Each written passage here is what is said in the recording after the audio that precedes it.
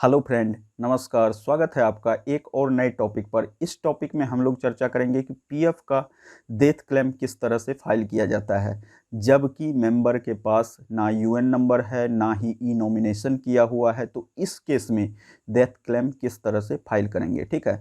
आज हम लोग इसके पूरे प्रोसेस को समझेंगे। अगर आपको यह वीडियो पसंद आए तो निश्चित रूप से एक लाइक कीजिएगा, चैनल को सब्सक्राइब कर सकते हैं। तो चलिए, इसके लिए हम आपको लेके चलेंगे कंप्यूटर स्क्रीन पर और वहाँ से दिखाएंगे यह पूरा प्रोसेस, ठीक है। तो चलिए चलते हैं कंप्यूटर स्क्रीन पर। पीएफ डेथ क्लेम फॉर्म, देखिए पहला ऑप्शन जो है आपका एनेबल हो चुका है। इसको हम लोग इंटर करते हैं तो देखिए यह पहला जो ऑप्शन यहाँ दिख रहा है, एम्प्लॉई प्रोविडेंट फंड ऑर्गेनाइजेशन, इस पर क्लिक करना है, ठीक है। इस पर क्लिक करते ही हम लोगों को पीडीएफ जो है ओपन दिखाई देगा, ठीक है। देखिए यहाँ जो है पीडीएफ ओपन हो चुका है। अब इसको फिल करना है। किस तरह से फिल करना है, चलिए हम लोग फिल करके दिखाते हैं। और इस फॉर्म के साथ क्या क्या डॉक्यूमेंट्स लगेगा वह जो है यहाँ दिया हुआ है लास्ट में। जब हम इस फॉर्म को जो है नीचे आते हैं, इस फॉर्म के नीचे आते हैं तो यहाँ देखिए मृत्यु प्रमाण पत्र इसके साथ अटैच करना है। सभी दावाकर्ताओं का संयुक्त फोटो, मतलब दावाकर्ता जितने भी लोग इस पर क्लेम कर रहे हैं, जैसे कि मृतक की पत्नी हो गई, बेटा हो गया, ठीक है, बेटी हो गई, तो उस केस में जितने भी उसमें दावाकर्ता रहेगा सबका एक ज्वाइंट फोटो चाहिए, ठीक है। सबका ज्वाइंट फोटो चाहिए, सबका जो है बैंक अकाउंट नंबर चाहिए, ठीक है। लेकिन ज्वाइंट फोटो तो मस्ट है, ठीक है। दावा करने वाले बच्चों का जन्म प्रमाण पत्र, अगर दावा करने वाले बच्चे भी हैं तो छोटे बच्चे हैं तो उसका उस केस में जो है जन्म प्रमाण पत्र बहुत ही जरूरी है। इसके बाद है योजना प्रमाण पत्र, स्कीम सर्टिफिकेट, मतलब पिछला बार आप जॉब कहीं किए हैं और वहां से पेंशन विड्रॉ नहीं करके स्कीम सर्टिफिकेट लिए हैं तो वह स्कीम सर्टिफिकेट ऐड करना होगा आपको, ठीक है। बैंक खाते के सत्यापन हेतु एक रद्द चेक पासबुक के पहले पेज की अभिप्रमाणित प्रतिलिपि, ठीक है। मतलब बैंक खाते के सत्यापन हेतु, मतलब बैंक खाता सही है या नहीं है, ठीक है। तो इसलिए जो है बैंक खाता का एक पासबुक की कॉपी फर्स्ट पेज का जिसमें कि सारा विवरण रहता है, या अगर पासबुक अवेलेबल नहीं है तो चेक बुक की एक कॉपी उसको कैंसिल करके इसमें अटैच कर सकते हैं, ठीक है। इतना सारा चीज़ इसमें अटैच करना है और अटैच करने के बाद इसको पीएफ ऑफिस को सेंड कर देना है। लेकिन उससे पहले जो है पहले हम फॉर्म फिलअप करके दिखाते हैं आपको। देखिए फॉर्म जो है हम ओपन करके रखे हैं। यहाँ देखिए फॉर्म पूरा जो है आ गया है आपके सामने। यहाँ जो है हम लोगों को फिलअप करना है इसको, ठीक है। देखिए यहाँ जो है फर्स्ट ऑप्शन, यहाँ मोबाइल नंबर डालना है, ठीक है। पूरा अच्छे से मोबाइल नंबर अपना पूरा फिल कर दीजिएगा। यहाँ देखिए पहला ऑप्शन जो है भविष्य निधि प्रोविडेंट फंड, इसको टिक करना है, ठीक है। यहाँ जो है आपको टिक करना है। इसके बाद इस पर भी टिक करना है, पेंशन वाले पर। इसके बाद EDLI पर भी टिक करना है, ठीक है। यहाँ देखिए मृतक सदस्य का नाम बड़े अक्षर में, यहाँ जिनकी मौत हुई है जो मेंबर हैं उनका नाम जो है कैपिटल लेटर में लिखना है, ठीक है। इसके बाद पिता का नाम, इनके पिता का क्या नाम है वह डालना है, ठीक है। जो दिए हैं हम जॉब के समय वह डाल देना है। मृतक की वैवाहिक स्थिति क्या है, मतलब मृतक जो है वह शादी किए हैं या नहीं किए हैं। अगर शादी किए हैं तो यहाँ मैरिड लिखना है, अगर शादी नहीं किए हैं तो अनमैरिड लिखना है, ठीक है। इसके बाद है मृतक सदस्य का आधार नंबर, अगर मृतक का आधार नंबर अवेलेबल है तो वह यहाँ डाल देना है, ठीक है। यूएन नंबर नहीं है तो इस केस में यहाँ पीएफ नंबर डालना है, ठीक है। देखिए यहाँ लिखा हुआ है भविष्य निधि खाता संख्या, यदि यूएएन नंबर उपलब्ध नहीं है तो पीएफ नंबर यहाँ डालना है। तो यूएन या पीएफ में से एक चीज रहना चाहिए। तो यहाँ पीएफ नंबर अवेलेबल है तो हम पीएफ नंबर डाल देंगे, ठीक है।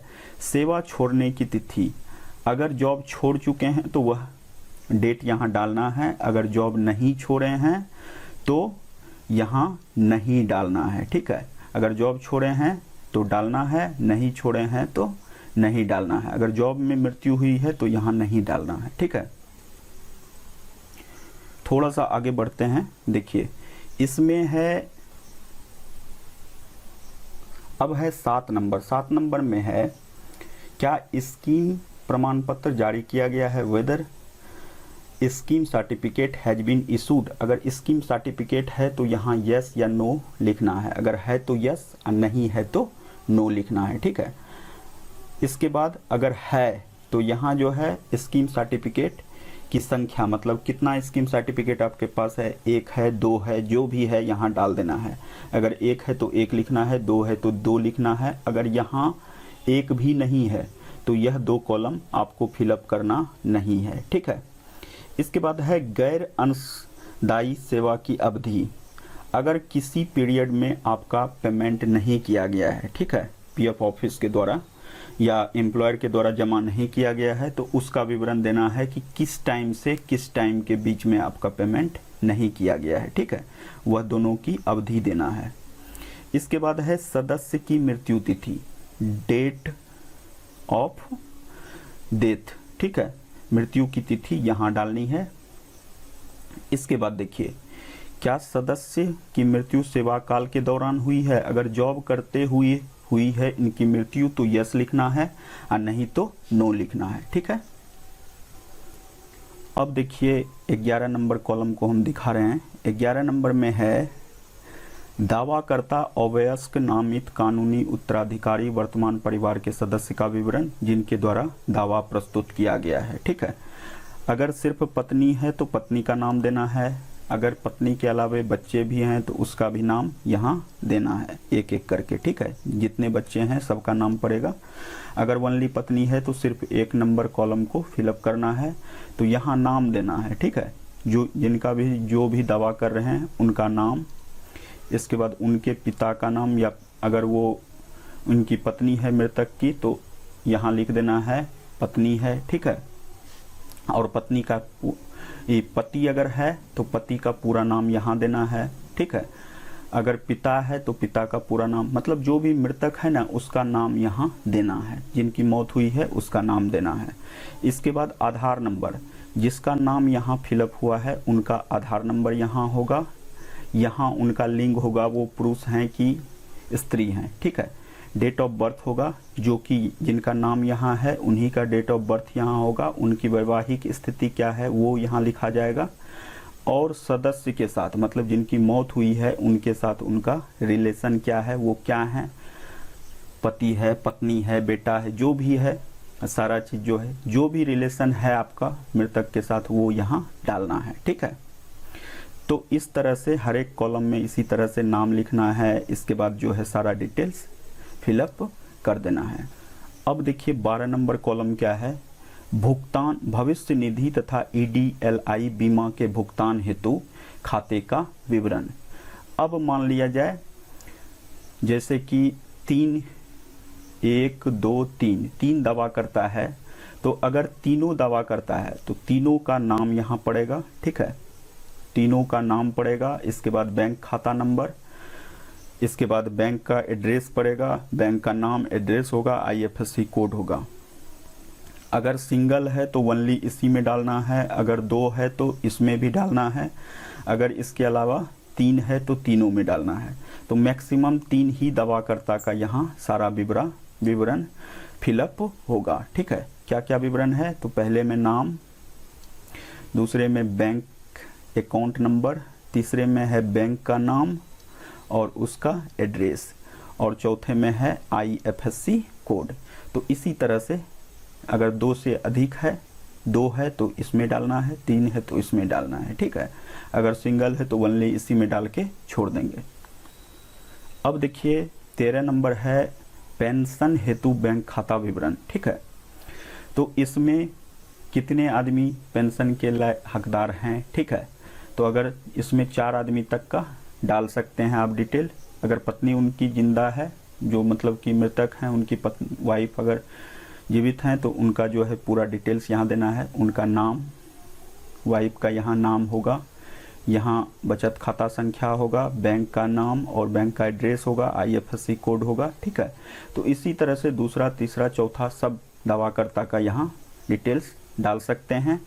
और यहाँ जो है दावाकर्ता का पत्र व्यवहार, चूँकि सब एक ही सदस्य के मेंबर हैं तो एड्रेस जो है सेम होगा, तो एड्रेस यहाँ डाल देना है।